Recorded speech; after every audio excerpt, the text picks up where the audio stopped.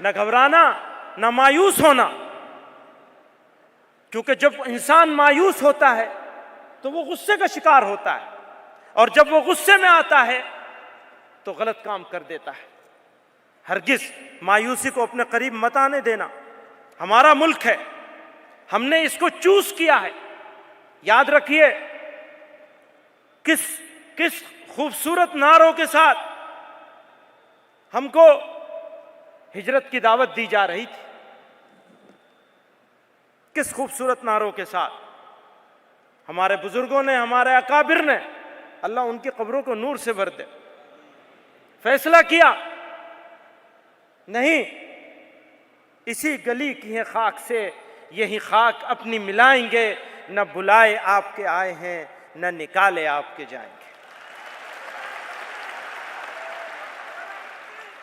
मेरे भाइयों बुजुर्गों, कह रहे थे हमने आजाद कराने के लिए इकट्ठे होकर लड़ाई लड़ी थी, आबाद कराने के लिए भी इकट्ठे होकर लड़ाई लड़ेंगे और लड़ते रहेंगे इंशाअल्लाह। कोई डर नहीं है, कोई खौफ नहीं है।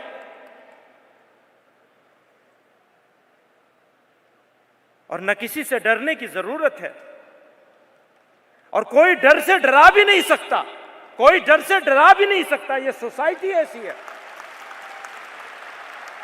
किसी डर से डराया नहीं जा सकता। मैं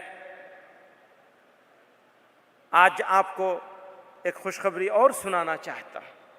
आपकी ये जमात, हिंदुस्तान के मुसलमानों की ये सबसे बड़ी जमात, और ये मुल्क की सबसे बड़ी जरूरत है ये जमात। मैं कहता हूं अपने दोस्तों से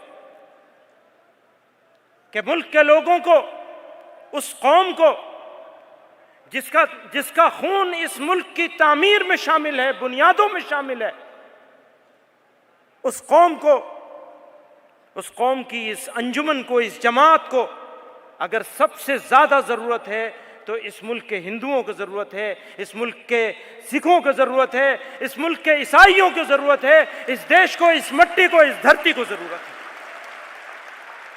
आज आपकी ये अंजुमन 100 साल, हमारे 100 साल पूरे हो गए। अब कहें बुढ़ी हो गई जमात, 100 साल की बुढ़िया जमात है। ये अंजुमन 100 साल की हो गई, और अपनी सोच और अपनी फिक्र, एक आइडियोलॉजी लेकर के आए, एक सोच दी है। ये सिर्फ एक सोशल ऑर्गेनाइजेशन नहीं है, बल्कि एक आइडियोलॉजी के साथ वजूद में आई थी, एक सोच के साथ वजूद में आई थी। और उस सोच की हिफाजत करेंगे चाहे जान देनी पड़ जाए इंशाअल्लाह। हर चीज पे समझौता कर सकते हैं।